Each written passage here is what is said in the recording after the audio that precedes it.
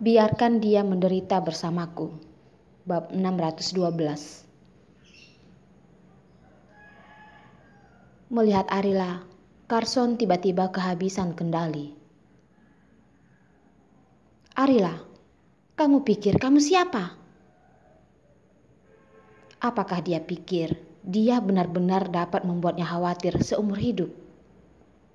Dia pikir dia benar-benar tidak bisa hidup tanpanya. Arila hanya sibuk dengan rancangan desain, dan dia benar-benar fokus. Dia terkaget oleh Carson.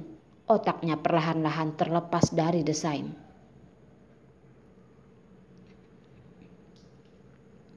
Melihat penampilan Carson seolah ingin menelan dia hidup-hidup, Arila melangkah mundur 2 langkah dan ingin mengatakan sesuatu. Setelah membuka mulutnya, dia tahu bahwa dia tidak bisa mengatakannya. Dia pernah memikirkan situasi tatap muka setelah berpisah dengan Carson. Tetapi tidak ada pemandangan seperti ini. Dia takut padanya dan hatinya membangkitkan emosi yang kompleks dan tidak dapat dipahami.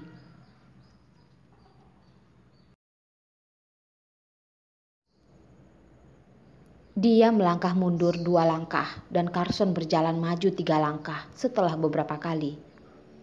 Dia ditahan ke dinding oleh Carson. Carson, Arila sangat ketakutan melihat Carson seperti ini. Dia ingin dia melepaskannya. Tetapi Arila tergagap untuk waktu yang lama untuk menemukan alasan yang paling tepat. Kita sudah bercerai. Tolong lepaskan aku dulu. Nada bicaranya panik dan segan. Perceraian? Lepaskan kamu. Mereka sudah lama tidak mengucapkan sepatah kata pun. Dan ketika dia bertemu lagi, dia benar-benar mengatakan ini padanya. Carson hanya merasa bahwa paru-parunya diledakkan oleh wanita itu. Hampir tidak rasional. Dia mengayunkan tinjunya dan memukul ke arah kepala Arila. Melihat kepalan tangan Carson, Arila gemetar. Berusaha bersembunyi, tetapi tidak bisa bersembunyi, dan secara naluriah menutup matanya. Tinju Carson hampir menggunakan semua tenaga di tubuhnya, namun tinjunya tidak jatuh pada tubuh Arila. Tetapi meninju dinding di belakang Arila.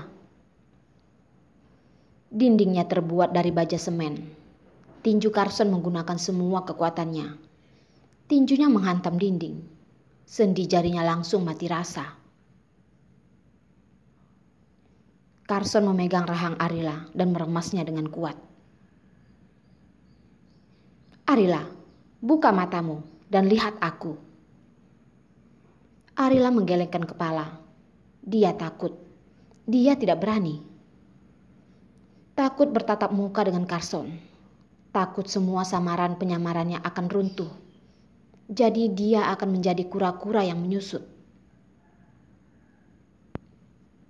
Arila, aku memintamu membuka matamu dan menatapku.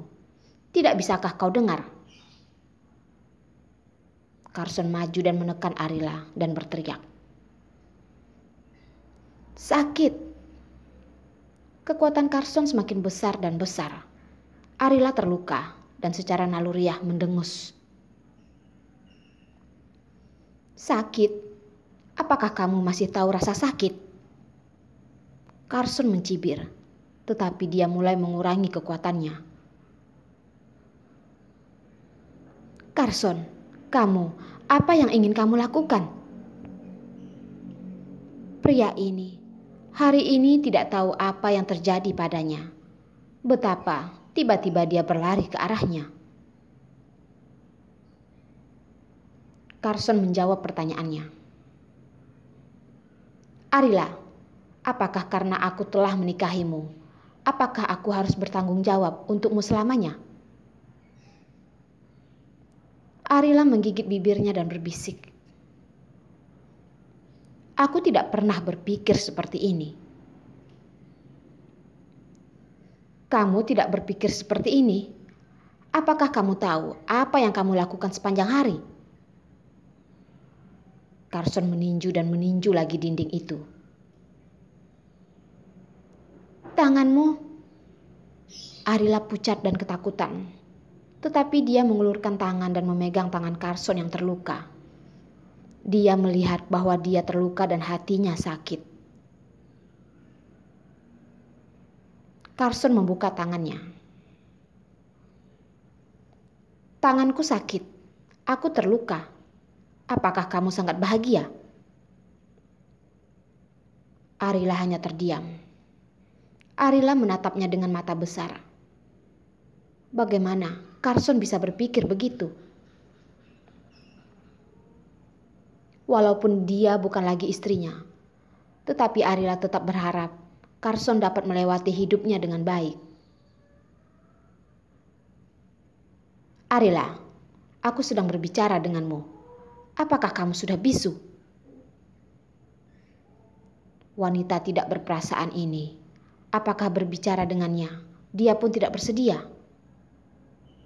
Arila tidak menjawab. Carson sedang sangat marah. Arila mengalah padanya. Menunggu emosinya reda. Kembali tenang maka tidak akan ada masalah lagi. Kamu tidak ingin berbicara ya?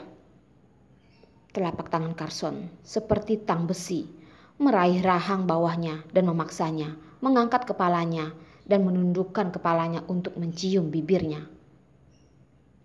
Ya, itu bukan ciuman.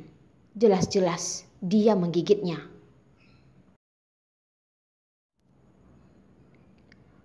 Bibir Arila digigit olehnya hingga terluka. Darah segar mengalir. Dia seperti vampir yang sedang menghisap darah manisnya. Arila mendorongnya. Setelah beberapa kali mendorongnya, baru menyadari lengannya sangat kuat. Dia bahkan tidak kuat mendorongnya. Jelas tahu tidak dapat mendorongnya, Arila tidak lagi mendorong. Juga bukan tidak perih luka digigit olehnya. Digigit beberapa kali juga tidak akan apa-apa. Setelah memikirkannya, Arila mendorong Carson pada bagian dadanya. Dia tidak lagi memaksa. Pikiran Carson sudah mulai jernih. Carson melepaskannya. Dengan lembut membelai bibir Arila yang terluka karenanya. Dia berkata, Arila, aku ingin membunuhmu. Hanya memerlukan beberapa menit. Sebenarnya apa yang terjadi padanya?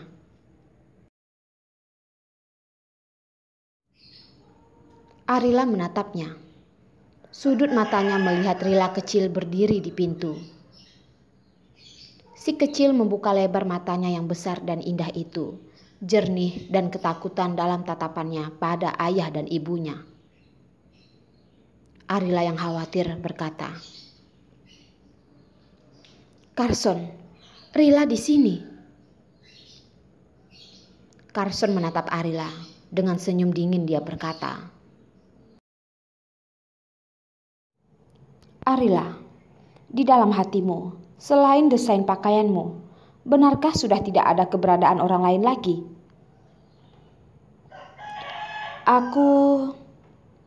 Hari ini dia kemari mengatakan ini untuk apa? Kenapa dia kemari untuk mengganggu kehidupannya yang mulai tenang? Arila tidak mengerti. Hatinya gelisah dan takut. Dia berkata lagi, Carson, kita sudah bercerai.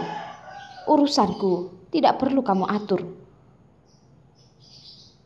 Carson tersenyum dingin. Anak terluka ketika dijaga olehmu. Apa aku tidak boleh menanyakannya? Terluka? Rila terluka? Arila pun menatap Rila kecil, menyingkirkan Carson. Ingin berlari ke arah Rila kecil. Tetapi ditarik balik oleh Carson. Carson dengan suara berat berkata, Arila, kamu jangan lupa. Kamu yang meminta cerai. Kamu yang tidak ingin berhubungan denganku lagi. Orang yang tidak berperasaan sepertimu. Aku tidak akan membiarkan hak asuh anak untukmu. Carson, anak, tidak. Arila gelisah. Dia pun tidak tahu apa yang ingin dikatakannya. Aku dengan jelas katakan padamu, aku Carson, seumur hidup ini tidak akan ada berhubungan lagi denganmu. Kamu mau menyiksa dirimu, terserah padamu. Carson memegang erat pergelangan tangan Arila. Sialan, wanita ini terlalu kurus. Carson, tetapi Rila... Kamu masih menginginkan Rila? Carson tersenyum dingin. Senyum dinginnya hingga menusuk tulang. Atas dasar apa kamu meminta Rila kecil? Apakah kamu menjalankan tugas tanggung jawabmu sebagai seorang ibu?